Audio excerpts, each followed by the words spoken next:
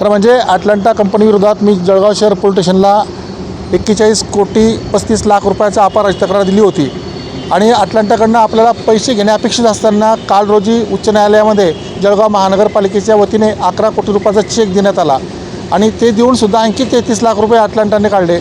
आपल्या त्यांच्याकडे इतकी मोठी रक्कम घेणे बाकी असताना जळगावच्या जनतेच्या कष्टाच्या घामाचे पैसे आहे, जळगावच्या शहराच्या विकासाकरता पैसे आहे आणि पैसे या ठिकाणी आपले घेणे बाकी असताना आपण त्यांना पैसे दिले आणि मुख्यमंत्री महोदयांनी सांगितलं की या संदर्भामध्ये तात्काळ गुन्हा दाखल करा. मात्र अद्याप 2 दिवस झाले गुन्हा दाखल झाला नाही. महानगर प्रशासनाला या संदर्भात गुन्हा दाखल करावाच लागेल. आज जर गुन्हा दाखल झाला नाही तर आम्ही पुन्हा एकदा मुख्यमंत्री महोदयांना भेटू. खरं म्हणजे मुख्यमंत्री महोदयांनी याची गंभीरपणे दखल घेतलेली आहे आणि या विषयाचं गांभीर्य ओळखून महापालिका आयुक्तांना त्यांनी त्यावेळेसच फोन केला होता. मात्र या मुख्यमंत्री महोदयांच्या आदेशाचं आजपर्यंत त्यांनी अंमलबजावणी केली नाही. या संदर्भामध्ये मुख्यमंत्री महोदय निश्चितपणे याची गंभीर दखल घेतील. 100% या ठिकाणी त्या कंपनीला फायदा होण्याच्या दृष्टिकोनातून सुरुवातीपासून जी तक्रार म्हणजे ज्या ठिकाणी आपण ॲप्लिकेशन 60 दिवसामध्ये दाखल करायला पाहिजे, तब्बल 217 दिवसानंतर आपण त्या ठिकाणी दाखल केलं. म्हणजे सुरुवातीपासूनच याच्यामध्ये म्हणजे खूप याच्यामध्ये तर खरं SIT स्थापन झाली पाहिजे. याच्यामध्ये कोणी मदत केली, कोणी काय याचा लाभ घेतला, या सर्व विषयाचे अतिशय गंभीर विषय आहे आणि म्हणून आमची कायदेशीर लढाई आहे. मी सुप्रीम कोर्टामध्ये गेलो होतो, त्या ठिकाणी आमचं म्हणणं ऐकून घेतलं नाही. त्यांचं म्हणणं होतं की या ठिकाणी तुम्ही तुमच्या वकिलांनी म्हणजे महानगरपालिकेच्या वकिलांनी हायकोर्टामध्येच आपली बाजू त्या ठिकाणी मांडायला पाहिजे होती. खरं म्हणजे आमची जी केस आहे, आमचे कुठल्याही प्रकारचं खातं हे महानगरपालिकेचं मुंबईमध्ये नाही आहे. आमचं कार्यक्षेत्र आहे म्हणजे जळगावचं जे कार्यक्षेत्र आहे ते संभाजीनगर आहे. संभाजीनगरामध्येच ह्या मॅटर चालवायला पाहिजे होतं. मात्र कंपनीने त्यांचा फायदा व्हावा या दृष्टिकोनातून ते अटलांटाचं जे मॅटर आहे ते त्यांनी मुंबईला ते चालवलं. खरं म्हणजे ते कायदेदृष्ट्या योग्य नव्हतं. आम्ही याच्या विरोधामध्ये ज्यावेळेस सुप्रीम कोर्टात गेलो त्यावेळेस सुप्रीम कोर्टाने सांगितलं की आता तुम्ही जे संदर्भात अर्ज दाखल करतायत हे खरं महानगरपालिकेचंच काम होतं आणि ते खाली त्यांनी कुठलंही मेन्शन केलेलं नाही. त्यामुळे मी त्या ठिकाणी हरलो. मी एक महानगरपालिकेचा नगरसेवक आहे. कोणाची बदली करावी किंवा कोणाला बसे माझं काम नाही. माझं काम फक्त एकच आहे की जनतेचा प्रश्न लावून धरणे, जनतेच्या हक्काच्या घामाच्या कष्टाचे पैसे हे कुठल्या तरी फ्रॉड कंपनीला जाता कामा नये याकरता माझी लढाई आहे. हा विषय माझा नाही. कारण हे पाहिलं असेल तर अटलांटाचे मागचे गुन्हे दाखल आहेत त्याच्यावरती आणि वारंवार खरं प्रशासनाने ह्या गोष्टी लक्षात आणून दिल्या नाही. जसं अटलांटाचं आहे तसं भूसंपादनाचा मोठा विषय आहे आणि आम्ही मुख्यमंत्री साहेबांकडे जेव्हा जळगावला आले त्यावेळेलाही तक्रार केली. त्यांच्या लक्षात आणून दिला सर्व विषय आणि त्यांनी सूचना केलेल्या आहे प्रशासनाला, आयुक्ताला की बाबा तुम्ही गुन्ह्यावरती दाखल करा अटलांटावरती हे भूसंपादनाचे आणि मला वाटतं त्यानुसार त्यांनी कारवाई केली पाहिजे.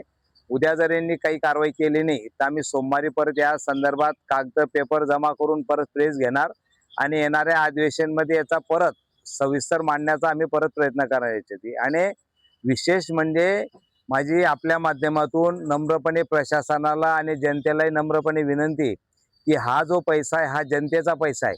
आम्ही कोणा व्यक्तीच्या विरोधात नाहीये. आम्ही कोणाचा त्याच्या नियमानुसार पैसे निघत असेल त्यांनी घेतलं पाहिजे. पण जे इथे जे अनियमितता दिसते पेपरांमध्ये म्हणजे प्लॉट शेत कुठलं व्हॅल्युएशन कुठली जोडली गेली, कशा पद्धतीने ते केस झाली त्यावेळेस अगोदर पैसे घेतले गेले, ही सर्व अनियमितता जनतेसमोर आली पाहिजे आणि जनतेचे पैशाची जी लूट ही थांबली पाहिजे. याच्यासाठी आम्ही विरोध करणार आहोत. नाही मग ते आता ते ऐकताना प्रशासनाला CM साहेबांनी सूचना दिलेल्या आहेत.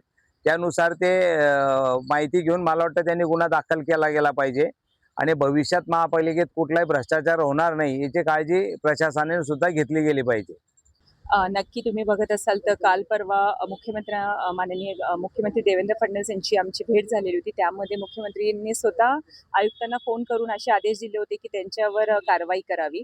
त्यानुसार मी आज फॉलोअप घेतलेला आहे. काही पेपर वर्क चालू आहे. आयुक्त साहेब आहेत, आपले सोनवणे साहेब कॅफो सर आहेत, ते सर्व बसून ते कागदपत्रांचं तयार करत आहेत. एक फाईल तयार करून शक्यता ते आज बहुतेक गुन्हा दाखल करायला जाणार आहे अटलांटा यावर. तो एक वेगळा विषय आहे. म्हणजे जो जुना केस आपल्यावर त्यांनी टाकलेली होती, त्यांची जे काही अमाऊंट ही आपल्याकडे बाकी होती, त्याचा तो खटला होता, तो त्यांच्याकडनं लागलेला आहे. त्यामुळे त्यांना ते हायकोर्टाने आदेश दिले होते, त्यानुसार त्यांना कोर्ट आपण चेक दिलेला आहे पण हा आपले पैसे त्यांच्याकडे जे ॲडव्हान्स होते ते आपल्याकडनं घेणे आहे. त्यामुळे आपल्याला ही स्वतः फरियाद करावी लागणार आहे आणि ते आदेश पहिले तुम्ही बघाल तर अरविंद भाऊ यांनी त्याच्यावर केस टाकलेली होती ॲज अ नगरसेवक. पण प्रशासन म्हणून आयुक्त साहेबांना आदेश आहे की तुम्ही ती केस टाकावी. त्यामुळे त्या हिच्याने आज आयुक्त सर ही केस टाकणार आहे. आज गुन्हा दाखल होऊ हो, आज गुन्हा दाखल होणार आहे. पेपर वर्क चालू आहे. पेपर वर्क सगळे कंप्लीट झाल्यावर सगळे पेपर्स व्यवस्थित लाईन अप लागल्यावर फरियाद दाखल होणार आहे. प्रथम मी अटलांटा संदर्भात असं सांगू इच्छितो की अटलांटा कंपनीला 1997 साली काही ऍडव्हान्स स्वरूपात काही अमाऊंट दिलेले आहेत कामाच्या बद्दल आणि त्यानंतर समायोजित करून घेतल्या गेलेल्या नाहीत. समायोजित करण्यासाठी त्यांना एक नोटीसही 2005च्या दरम्यान दिलेली आहे आणि त्यानंतर कुठलीही अमाऊंट त्यांनी भरलेली नाही. त्या संदर्भात आम्ही त्यांच्यावर पोलीस केस करण्याच्या तयारीत आहोत. त्या संदर्भात आता मी त्यावरच अभ्यास करणार आहे. मी आजच आलेलो आहे आणि मी निश्चित देणार आहे. या संदर्भात विषय नाही, परंतु जी बाब आपल्याकडे जे सन्माननीय नगरसेवकांनी एक तक्रार केलेली आहे आणि त्या संदर्भात आम्ही सुद्धा एक पोलीस केस करणार आहोत. सर, या प्रकरणामध्ये थेट मुख्यमंत्र्यांचे आदेश असल्यानंतरही महापालिकेने जो अटलांटासाठीचा 14 कोटीचा जो चेक आहे तो न्यायालयात जमा केला, त्याच्यामुळे आरोप ती वेगळी केस आहे. तो विमानतळ डेव्हलपमेंटच्या वेळी काय ऍडव्हान्स दिलेले होते आणि त्या संदर्भात ते कोर्टात गेलेले होते. 2005च्या दरम्यान 2006ला सुद्धा आर्बिट्रेशन मध्ये त्यांच्या बाजूने निवाडा झाला, दिवाणी न्यायालयात झाला आणि आज सर्व केसेस त्यांच्यासारख्याच झालेल्या आहेत. त्यामुळे ते देणं आपल्याला बंधनकारक होतं.